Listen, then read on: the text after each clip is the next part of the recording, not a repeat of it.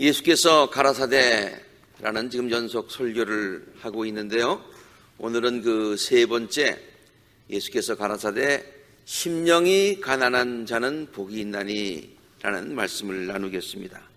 심령이 가난한 자는 복이 있나니, 이 본문 말씀이 옛날 성경에는 다음과 같이 기록이 되어 있지요.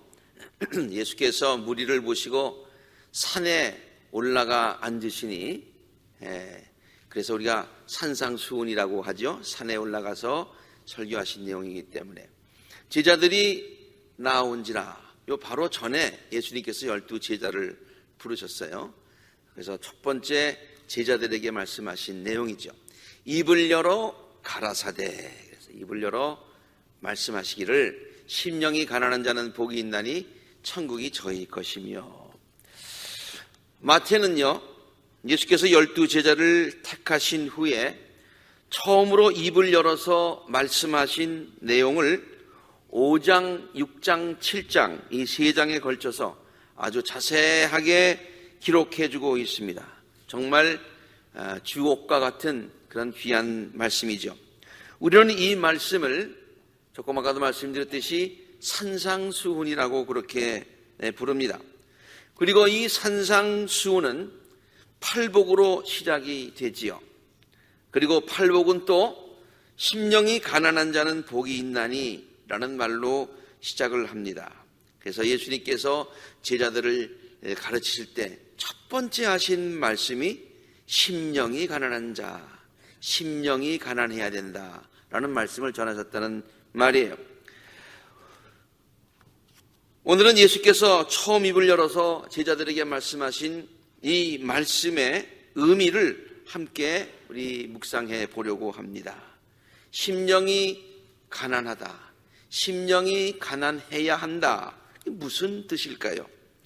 첫째로, 가난한 심령은 모든 욕심을 비운 마음을 뜻합니다. 심령이 가난해져야 된다라고 하는 것은 욕심을 비운 그런 마음, 이것을 가난한 마음이라고 그런다는 거예요. 모든 욕심을 비운 마음에 천국이 임하게 된다.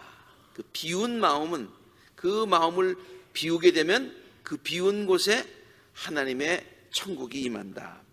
마음의 모든 욕심을 버리지 못하면은 결코 행복, 천국을 경험할 수 없다라고 하는 그런 뜻이죠. 이미 돌아가셨습니다마는 옥하는 목사님께서 쓰신 산상수훈 강해 설교집이 있습니다. 저는 그 제목을 보면서 상당히 아주 산상수훈의 첫 가르침을 너무나도 잘 요약한 제목이다, 그런 생각을 했어요. 그 책 제목이 빈 마음 가득한 행복. 마음이 비면 그 빈 마음에 행복을 가득하게 하나님께서 채워주신다, 그런 말씀입니다. 자, 비우라, 낮추라, 버리라, 그렇다고 해서 우리가 가지고 있는, 가져야 하는 꿈과 비전도 다 버리라는 말이 아닙니다. 그리고 그 비전과 목표를 이루기 위한 우리들의 부단한 끊임없는 노력 다 포기하라는 말도 아닙니다. 그저 let go 하고 그저 되면 좋고 안 돼도 그만이고 이런 삶을 가지고 거의 반자포자기한 그러한 삶의 태도를 가지고 살아가야 행복하다, 그런 뜻은 결코 아닙니다. 갖고 싶은 것들로 가득 찬 마음, 더 많은 것을 누리고 싶은 욕심들로 가득 찬 마음들, 이런 것들을 버리고 비우라는 예수님의 권면의 말씀입니다. 왜냐하면 그러한 마음들, 욕심으로 가득 찬 마음들, 그 다음에 세상의 모든 다른 것 가지고 싶은 그 잡동사니와 같은 그런 마음들을 가지게 되면 그것이 우리를 조급하게 만들기 때문에 불안하게 만듭니다. 그리고 갖지 못하게 되면 불만을 일으킵니다. 그리고 그것을 가지기 위해서 남들과 경쟁하려는 그런 마음을 갖게 됩니다. 그리고 경쟁하는 상대를 미워하게 됩니다. 그 마음은 천국이 아니라 지옥입니다. 나의 삶의 그릇이 그런 것들로 가득 차게 되면 항상 마음이 복잡해집니다. 그 자체가 나의 삶의 큰 짐이 되는 것이지요. 그것들을 놓치지 않으려는 마음 때문에 불안해합니다. 이미 갖고 있는 것을 놓치지 않으려고 불안해하고 갖지 못한 것들 때문에 불만하는 마음, 이러한 마음에는 천국이 임할 자리가 없지요. 우리들은 이것들로부터 자유함을 받아야 합니다. 그러한 것들로부터 자유함을 받으라고 예수님께서 오늘 본문 말씀에서 권면하고 계시는 것입니다. 마음의 그릇을 비워야 합니다. 욕심을 내려놓아야 합니다. 그래야 그 빈 마음에 행복이 찾아오기 때문이죠. 우리들의 마음에서 온갖 잡동사니들을 다 버려야 합니다. 그래야 그 잡동사니들로 가득 찼던 공간에 하나님께서 바로 그곳에 천국의 보물들로 채워주실 것이기 때문이죠. 예수님을 찾아갔던 부자 청년 기억하시지요? 그 청년은 모든 율법을 다 지키며 사는 경건한 사람이었지만 그러나 참된 행복을 경험하지 못하며 살았던 사람이었습니다. 오늘날에도 신앙을 가졌다고 하면서 교회 다닌다고 하면서 마음 가운데 이러한 참 평안을 경험하지 못하고 살아가는 성도들도 많이 있습니다. 왜 그렇습니까? 물질적인 욕심을 그 청년처럼 내려놓지 못했기 때문입니다. 물질적인 욕심뿐만이 아니라 내 마음 가운데는 많은 그와 같은 것들을 다 비우지 못했기 때문입니다. 그래서 예수님께서 그 청년에게 뭐라고 말씀하시나요? 너의 삶을 비워라, 그렇게 말씀을 하시지요. 예수님께서 그에게 다 모든 것을 버리고 희생하라, 그것만을 요구하신 것이 아니었던 것을 우리는 잘 압니다. 오히려 그에게 더 큰 축복을 주시기 위함이었습니다. 내려놓으면 내가 너에게 귀한 것들을 선물로 줄 것이, 은혜로 축복으로 줄 것이다 라는 초대의 말씀이셨지요. 그런데 그는 오히려 더 근심하며 떠났다고 성경이 기록하고 있지 않습니까? 천국은 마음을 비우지 못한 자들에게는 결코 임하지 않기 때문이지요. 비운 마음에 천국이 찾아오는 또 하나의 이유가 있습니다. 그것은 마음을 비우면 마음이 넓어지기 때문입니다. 너무나 당연하고 쉬운 얘기 같지만 우리가 쉽게 잊어버리고 사는 것들이에요. 마음을 비우면 마음이 넓어지게 됩니다. 같은 집이라도 가구나 짐이 너무 많으면 집이 좁아져 보이지요. 그러나 그것들을 치우면은 집이 넓어져 버리는 것과 넓어지는 것과 같은 이치입니다. 많은 것들이 있으면 더 좋은 것들을 들여놓고 싶어도 공간이 없어서 들여놓을 수가 없습니다. 언젠가 집안에 있는 물건들을 버리지 못하는 어느 80세 할머니, 그래서 아주 냄새도 나고 지저분하고 그래서 동네 사람들이 컴플레인을 해서 시청에 있는 직원들이 나와가지고 할머니를 설득해서 아주 트럭을 가지고 와서 할머니의 집을 정리해 주겠다고 본인의 동의를 얻어서 그거 하는 것을 텔레비로 보여준 적이 있습니다. 저도 잠시 봤는데요. 쓰레기 같은 물건들이 무려 20톤이나 나왔다는 거예요. 20톤이 어느 정도의 분량인지 잘 모르겠어요. 그래서 아나운서가 이렇게 얘기하더라고요. 목 버리는 것도 병이래. 가정집에 쓰레기가 20톤 나왔어요. 못 버리고 비우지 못하는 것, 병이지요. 이런 병의 증상들을 다음과 같다고 하는 어떤 글이 있어서 재미있어서 그냥 한번 좀 여러분에게 소개합니다. 혹시나도 이런 장애를 겪고 있지 않습니까? 세일 물건은 일단 사고 본다. 특별히 buy one get one free는 무조건 산다. 같은 걸 여러 개 구입한다.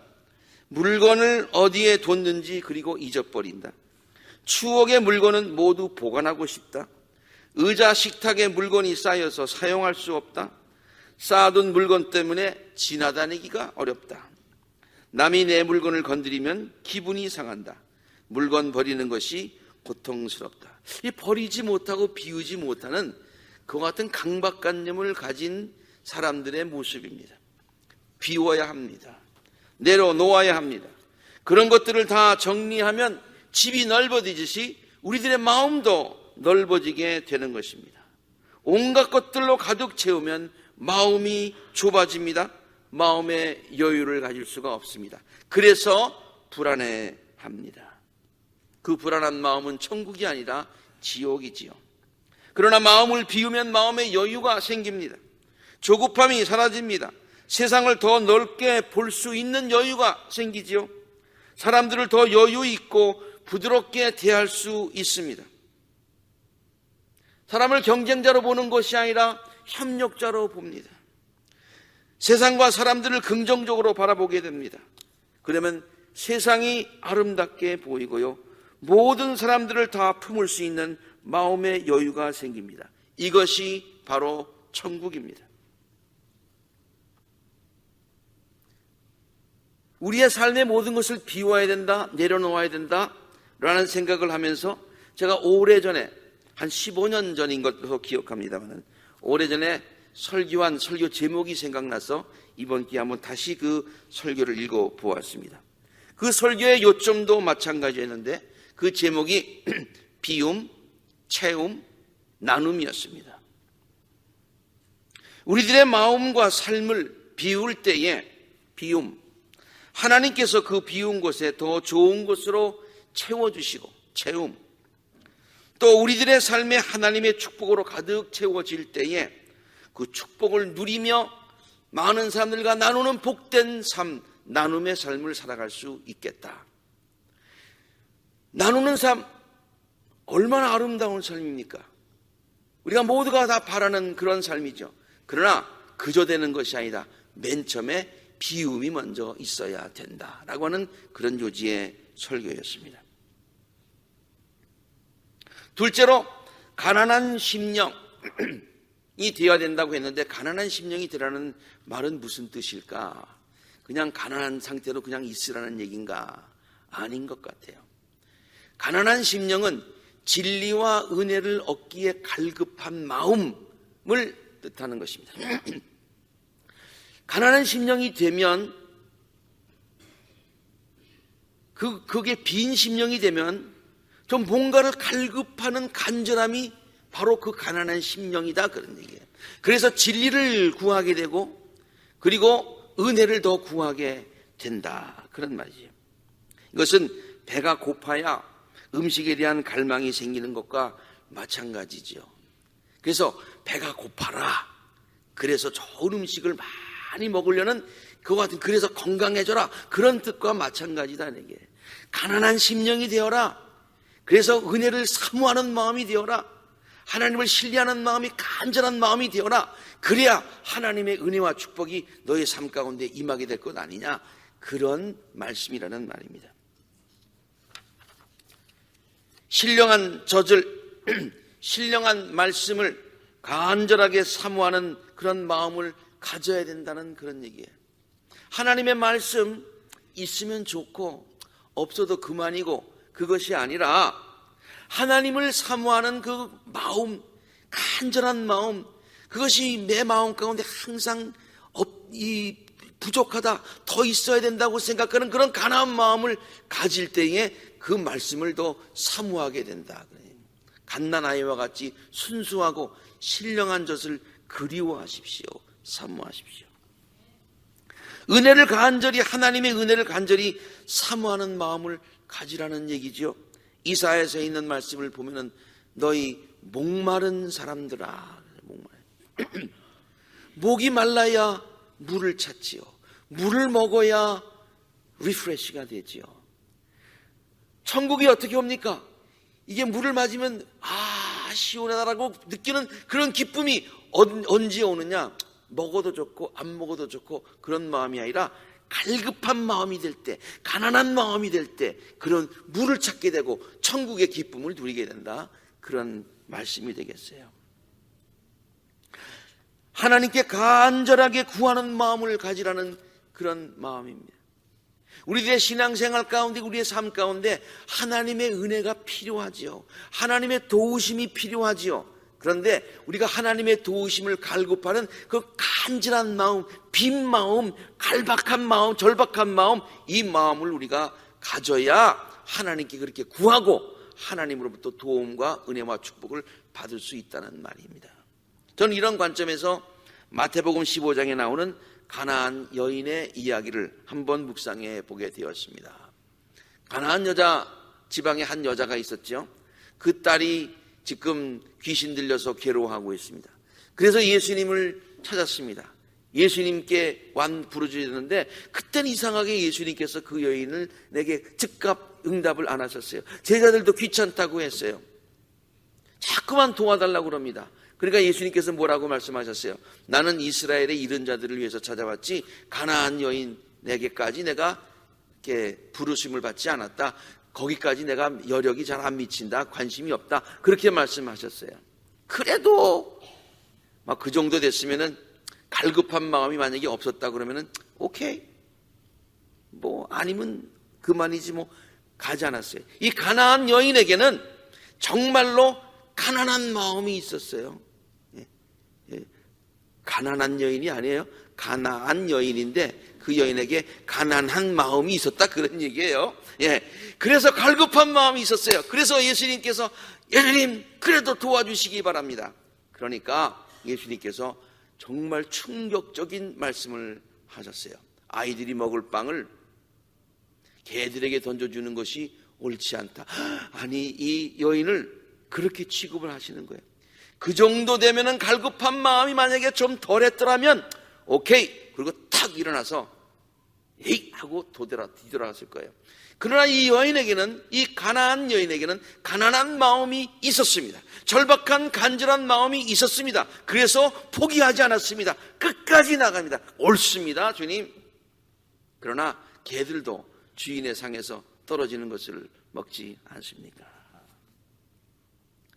예수님께서 너희들이 가난한 마음을 가져야 된다 라고 하시는 말씀은 그저 가난한 상태로 그저 있으라는 얘기가 아니라 그 가난한 마음, 절박한 마음, 사모하는 마음, 목말라 하는 마음, 그래서 그런 마음을 가지면 그리고 계속해서 구하면 하나님께서 거기에 놀라운 응답을 주셔서 너의 삶이 풍성해지고 네가 천국을 경험하게 될 것이다 라는 그런 말씀인 줄로 믿습니다. 하나님의 말씀, 가난한 심령이라는 것을 깊이 또 묵상을 하다 보니까 그게 무슨 말씀일까?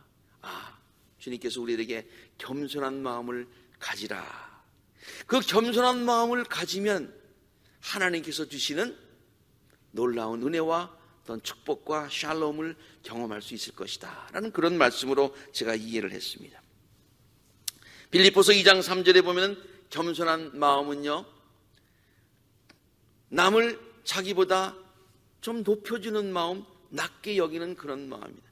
경쟁하는 마음이 아닙니다. 경쟁하는 마음이 생기면 지옥이 생기죠, 마음 가운데. 그러나 그를 품어주는 마음, 마음의 넓은 마음이 생기면 그 마음 가운데 천국이 찾아온다는 그런 말이에요. 세상 사람들이 보기에는 겸손한 모습은 얼핏 보기에 초라해 보일 수가 있습니다.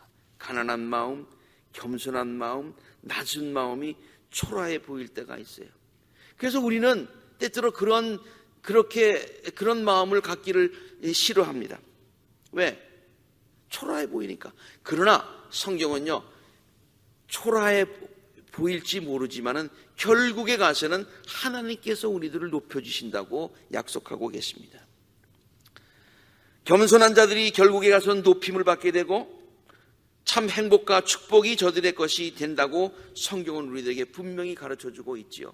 잠언서 22장 4절의 말씀, 겸손한 사람 무슨 상을 받는다고 그랬습니까? 재산과 영예와 장수를 하나님께서 주신다고 했어요. 이게 초라해 보이지만 놀라운 축복을 받게 된다는 얘기예요.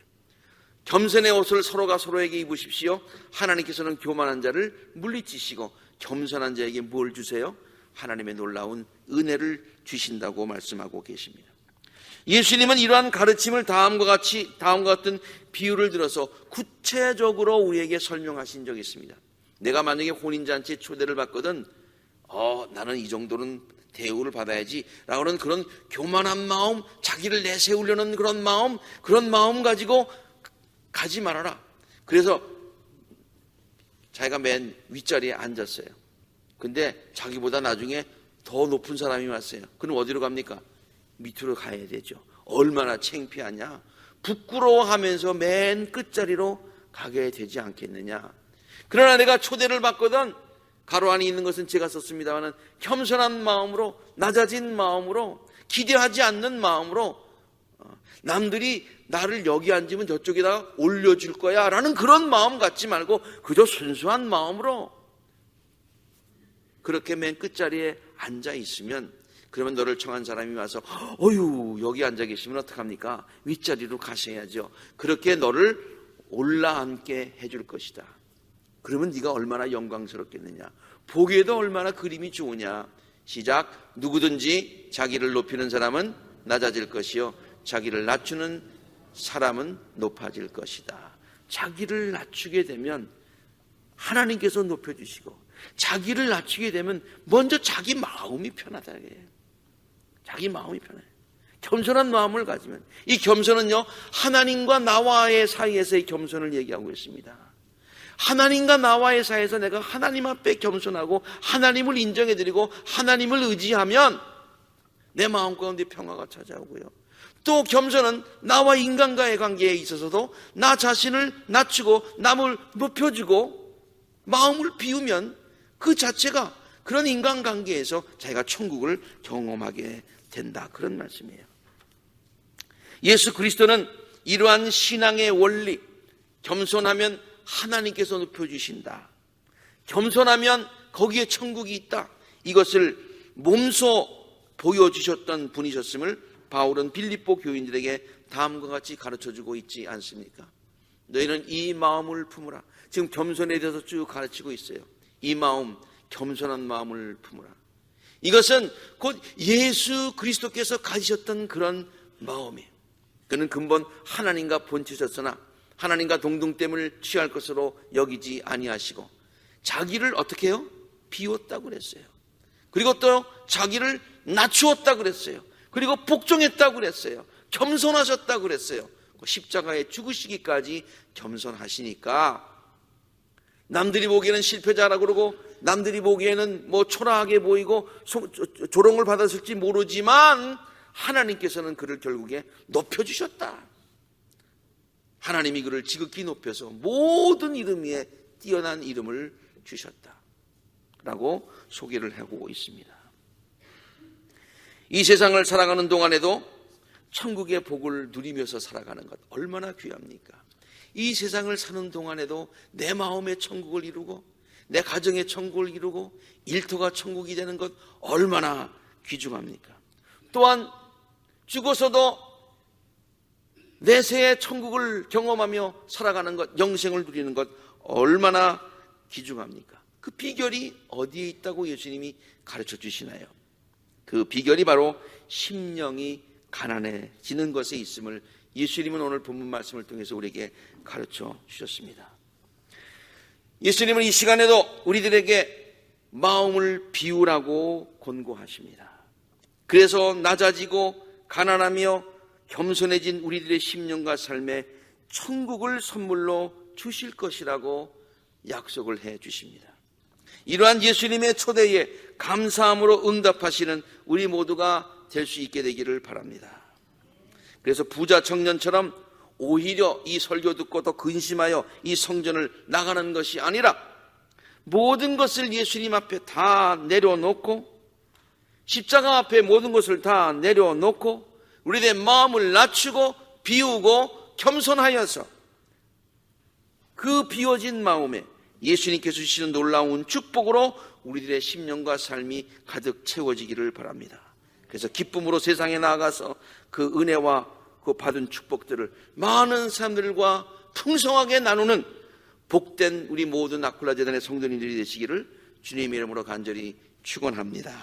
함께 기도하시겠습니다.